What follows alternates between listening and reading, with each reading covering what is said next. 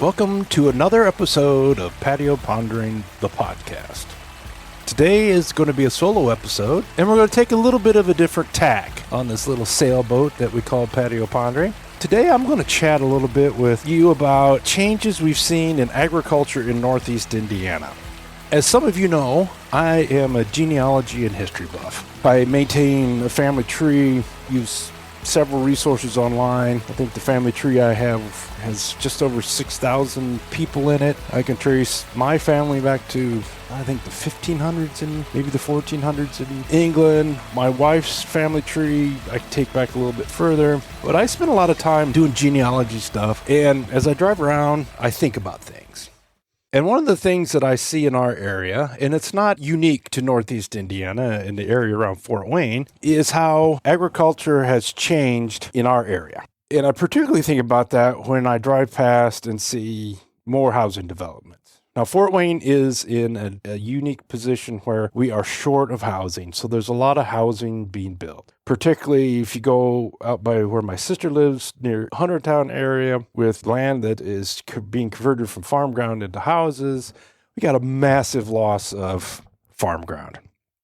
And then in my area, we're getting a massive loss of crop production ground to estate-like farmettes being built by the Amish. People say, oh, it's still a farm. Yeah, technically it's a farm, but you're putting a huge house in a huge company shed and making pasture, so it's technically coming out of productive farm ground. But to take that back a few steps, I think about all of the agricultural influences that used to be in Fort Wayne and Northeast Indiana. Now, from a personal level, I think back to the small town of St. Joe, Indiana, which just in southeast DeKalb County. My family's been around St. Joe since the Civil War and before the Civil War. My parents went to high school in St. Joe, so it's a feature in my history. And I remember as a child riding with my grandfather in his yellow Dodge pickup truck, pulling a flatbed wagon, delivering wheat to St. Joe Elevator. And at that time, it was huge. It was massive to me because I was 6, 7 years old, maybe 8. And it was just big because I was so small and obviously didn't have the experiences.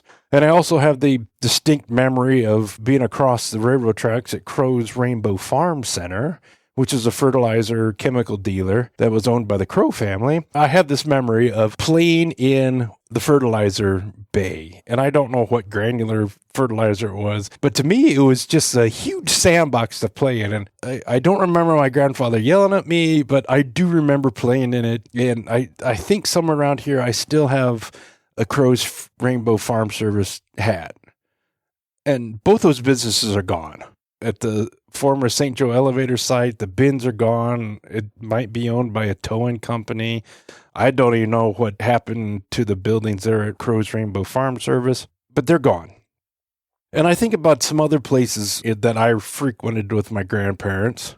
Spangler Implement, there on the southwest corner of Bryan, Ohio, was a Ford New Holland dealer, or Ford dealer before they acquired New Holland. And I remember seeing my first real four-wheel drive tractor there. And of course, there was Camps Equipment that sold Case in Hicksville, Ohio. They're gone.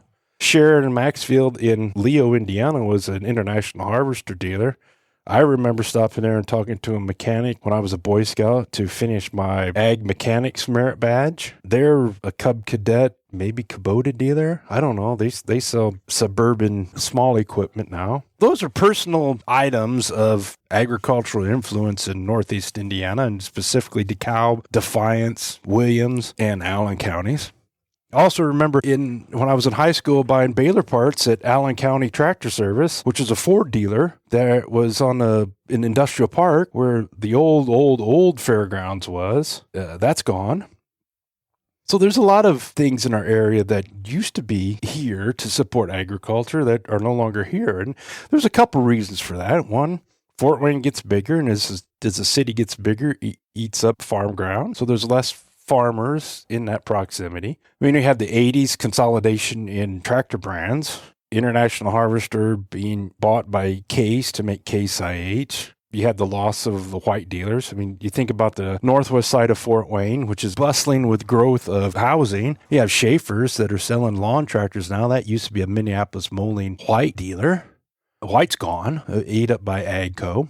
And then I also think about some of the big businesses in our area that were housed in Fort Wayne or the area. And some of those are like Wayne Feeds. I worked for Hubbard Feeds for 7 years. Hubbard was owned by Ridley, and Ridley had purchased Wayne Feeds. The headquarters had been taken out of Fort Wayne. There's still remnants of the flagship mill that Wayne Feeds had on the northwest side of Fort Wayne, there near Leedsburg Road. It always struck me that you saw the legacy Wayne Feeds signs, and it had a statue of Anthony Wayne. And it was a copy of the statue of Anthony Wayne that is in Fryman Square that I remember climbing on as a child. Yeah, Wayne Feeds is gone. In fact, Wayne Feeds as a business is gone. And then you have another stalwart in Fort Wayne, Central Soya. I remember Central Soya hiring interns out of high school to do soybean seed research out of one of their labs there off of Cook Road. Central Soya was based downtown. I actually interviewed with the feed portion of Central Soya that was eventually sold to ADM.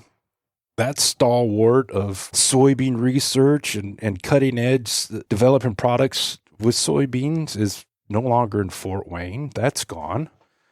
And we also think about meat packing. And I think a lot of people forget the legacy that Fort Wayne had in meat packing with Eckrich and Parrott Meats. Downtown Fort Wayne used to actually slaughter animals. That no longer happens. Closest packing plant of any commercial substance for pigs is in Logansport or Coldwater, Michigan. And those are massive pork plants.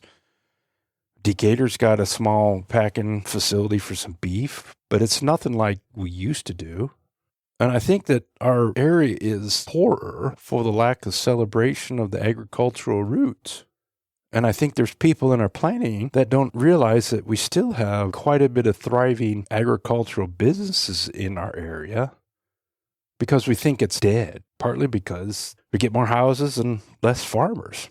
I mean, we have Souders Feeds that makes feed for poultry and dairy calves throughout the tri-state area. They got trucks going all over.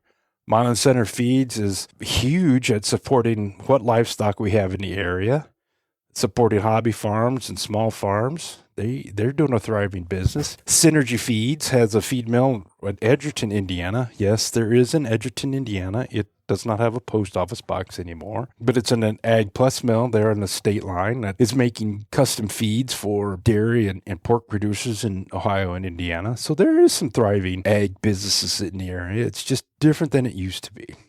And I think that maybe this is an opportunity, maybe me or somebody else, is to focus on or celebrate agriculture and what it meant to Fort Wayne, Northeast Indiana, all the different towns in our area that frankly are here because we traded a lot of agricultural products. Obviously, I'm more keen to it, being in ag and being a farmer and having to find suppliers and think about what used to happen. And I think about my business as being a swine nutritionist. There's a handful of pig farms in our area, and I could probably drive you to every single one of them and start at 8 o'clock and be done by noon because they're just gone. And it's just the way that portion of the livestock industry changed. Moved west, moved closer to the corn, moved closer to the packing plants, whatever reason, but it's just changed. But I think it might be an opportunity for us to celebrate what ag did for Northeast Indiana. Central Soya, Eckrich, Parrott, Wayne Feed, all the little implement dealers that help support the farms and help support the people that raise their children to aspire to something better than slinging shit and toiling on a farm. There was a post on one of the Facebook groups, I think it was the Leo Graybill group, where they talked about a house where a bunch of trees are being taken down that's right next to the tennis courts at Leo High School. And an older member of the community got on there and talked about how his parents used to farm the ground around what is now Leo High School. And he remembers having corn. And he's not a farmer. He got out. Partly because the area around Leo and Graybill has changed, but partly because their farmer parents wanted them to be more prosperous. Get a job, or this Magnavox or International Harvester in Fort Wayne. Maybe we're poorer because of the successes of our society. But I'm going to dive into this a little bit as I possibly have some free time, thinking about how ag in Northeast Indiana has changed and what used to be here to support agriculture. So here we go. 15 minutes of me just kind of rambling about what used to be here in Indiana and what was here that helped make Northeast Indiana an agricultural hub, even though it's changed. I don't know. just me rambling on. Thanks for listening to this short podcast. We've got more guests lined up. I've got 2 wonderful women in ag lined up to interview next week. We're going to hit on freezer beef business and direct-to-consumer sales with Hayden Heigl later this week. So we've got some neat things coming up here on Patio Pondering Podcast. Thanks, everybody, for listening, and I appreciate everybody's support.